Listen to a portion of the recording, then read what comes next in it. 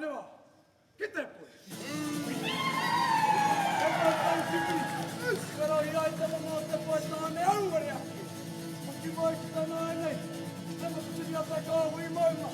一体さんにするわってこいつはね。今しかな。今かは。いたこいこいこいものは。でもなくいったいったあのもの。来てばつきをたくつわけより鉄はまだ昼が湧いて夏く夏は気がいよても強く超えたね彼でたく超えてまなはちち来てあるわうれ来てぼえぼえまぬ来てぼえパカパカへくるとなれれはつきてあ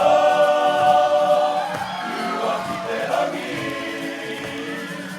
うわきがいりかとはやぱらとぬわい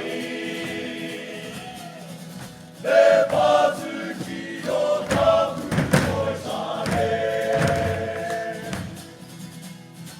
わぱきこえわなてぱおたくこえ昼がおてかはれ